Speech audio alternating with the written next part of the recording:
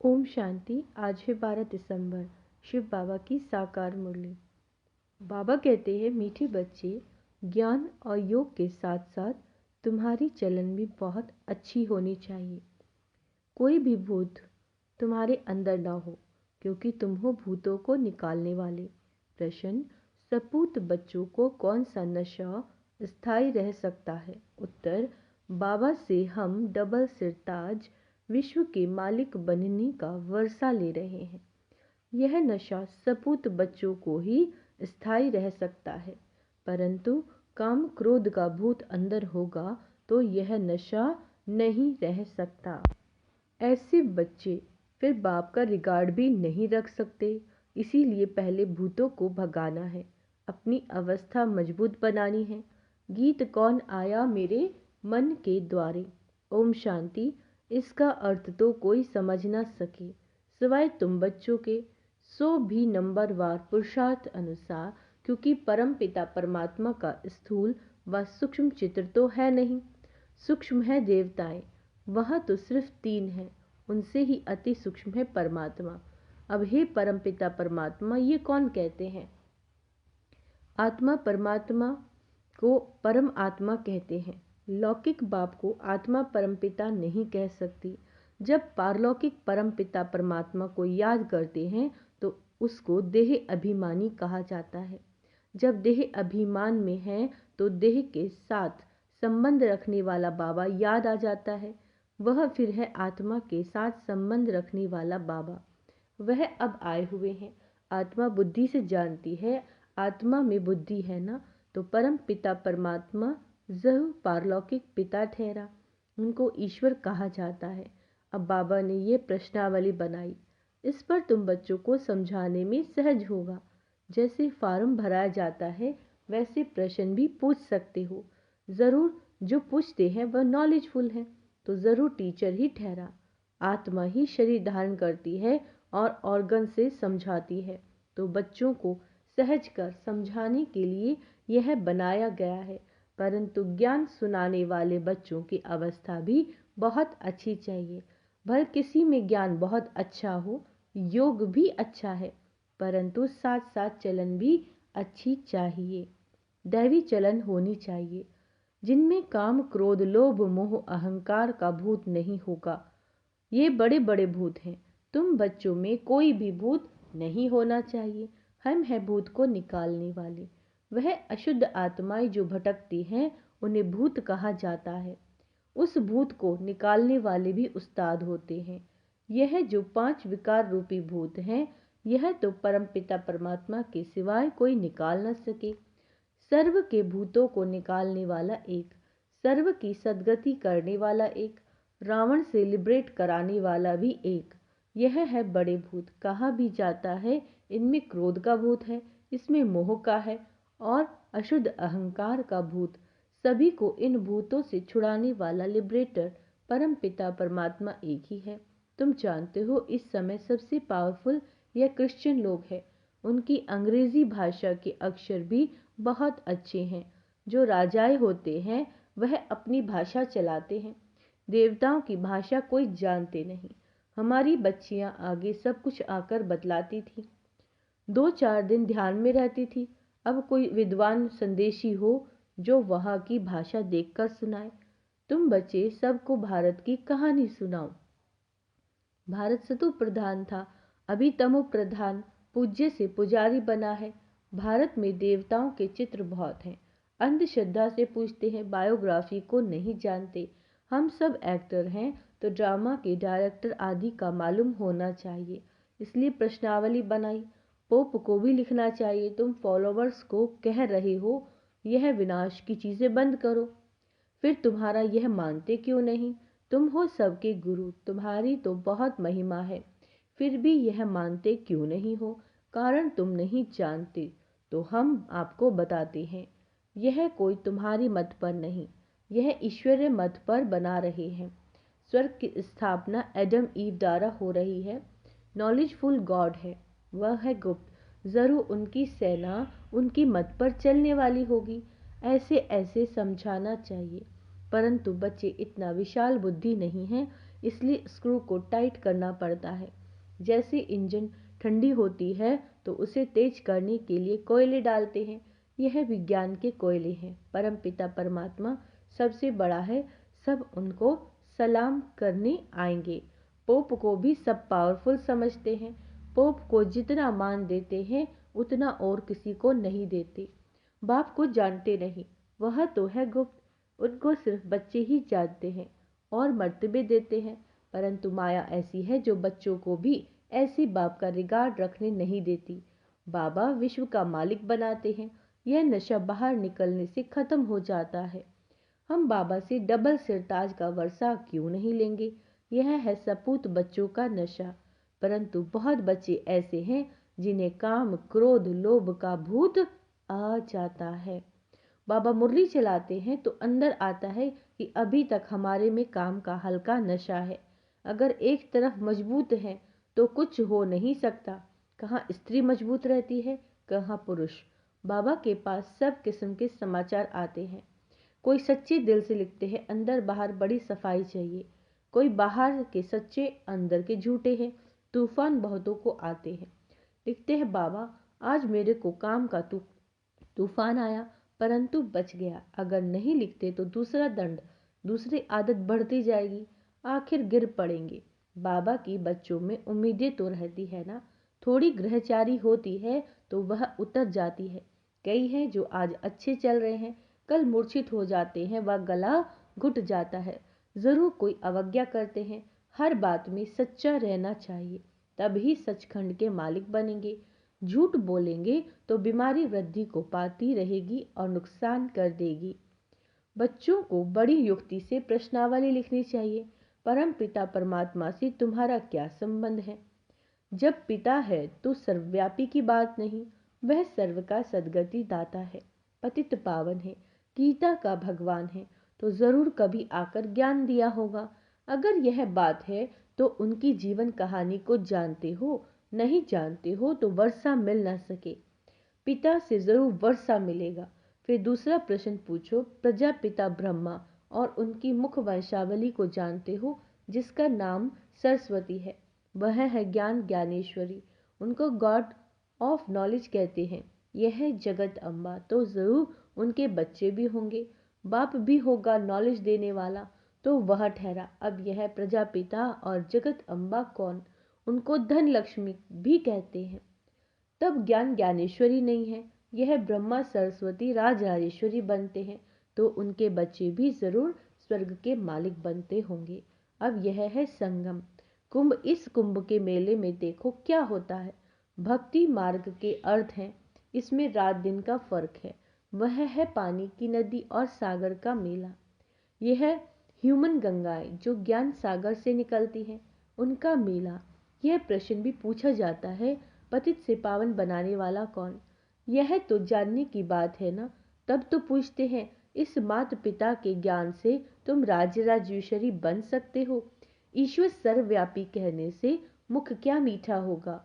अभी तुम्हें भक्ति का फल ज्ञान मिलता है। अभी भगवान पढ़ाते हैं तो धक्का खाना बंद हो जाता है। बाबा कहते हैं, बच्चे अशरीरी भव। आत्मा को ज्ञान मिला, अब आत्मा कहती है हमको वापस जाना है बाबा के पास। फिर है प्रारब्ध, राजधानी स्थापन हो जाती है। कितनी समझने की बातें हैं। यह प्रश्नावली बहुत अच्छी है, सबके पॉकेट में पड़ी रहे। सेरेब्रल बच्चे ही इन बातों पर गौर करेंगे। बच्चों के लिए बाबा को कितनी मेहनत करनी पड़ती है। बाबा कहते हैं, बच्चे अपना भविष्य उच्च बनाओ, नहीं तो कल्प कल्प पद कम हो जाएगा। जैसे यह बाबा महाराजा महारानी बनते हैं, ऐसे बच्चे भी बने, परंतु अपने में निश्चय होना चाहिए। राजा में भी बहुत ताकत रहती है, वहाँ तो सुख ही सुख है। और जो राजा बनते हैं वह भी ईश्वर अर्थ दान पुण्य करने से। राजा के ऑर्डर में सारी प्रजा चलती है। इस समय तो भारतवासियों का कोई राजा नहीं, पंचायती राज्य है, तो कितने कमजोर बने हैं। बाबा जानते हैं बहुत बच्चों को तूफान आता है, परंतु समाचार नहीं देते। बाबा को लिखना चाहिए कि ऐसे तूफान आते हैं, आप राय बताओ। बाबा परिस्थिति देखकर राय बताएंगे। लिखते नहीं हैं, ना कोई उनका साथी ही समाचार देते कि बाबा हमारे साथी का ये हाल है। बाबा को तो समाचार देना चाहिए। अच्छा, मीठे मीठे से किलरे बच्चों प्रति माता पिता बाप दादा का याद प्यार और गुड मॉर्निंग। रूहानी बाप की रूहानी बच्चों को नमस्ते। हम रूहानी बच्चों की रूहानी बाप दादा को याद प्यार गुड मॉर्निंग नमस्ते मीठे बाबा, शुक्रिया बाबा, शुक्रिया। रात्रि क्लास। बेहद का बाप आकर समझाते हैं, अपना बनाते हैं, राजाई पद के लिए शिक्षा देते हैं, पवित्र भी बनाते हैं। बाप बड़ा सहज रीति अपना और वर्षे का परिचय देते हैं, समझाते हैं, आप ही समझ नहीं सकेंगे। बेहद के बाप से जरूर बेहद का वर्षा मिलेगा, यह भी अच्छे विद्वान ही समझेंगे। बाप क्या वर्षा देंगे? घर का, पढ़ाई का, स्वर्ग की बादशाही का वर्षा दे देते हैं। जो पवित्र देवी संप्रदाय बनते हैं वही राजधानी में आते हैं। जो जितना पढ़ेंगे पढ़ाएंगे वही ऊंचा पद पाएंगे। इतने बच्चे हैं, बाप से वर्षा लेते हैं। बाप स्वर्ग का मालिक नर से नारायण बनाते हैं। यह राजाई के मालिक हैं, तो बेहद का बाप जो स्वर्ग का रचयिता है, हम उनके बच्चे स्वर्ग की बादशाही लेंगे तथा राजा रानी तथा प्रजा। जितना पुरुषार्थ करेंगे उतना ही उच्च पद पाएंगे। यह राजाई के लिए पुरुषार्थ है। सतयुग की राजाई सभी को नहीं मिलनी। जितना जो पुरुषार्थ करेंगे उतना ही ऊंचा पद पाएंगे। पुरुषार्थ पर मदार सारा है, यह तो बच्चे जानते हैं। जितना पुरुषार्थ करेंगे पुरुषार्थ से ही बादशाही मिलती है। अपनी को आत्मा समझ बाप को याद करेंगे तो तमो प्रधान से सतो प्रधान प्योर सोना बन जाएंगे। राजाई भी मिलेगी। जैसे यहाँ कहते हैं, भारत के हम मालिक हैं। मालिक तो सभी बनेंगे, फिर पद क्या पाएंगे? पढ़ाई के बाद स्वर्ग में हमारा पद क्या रहेगा?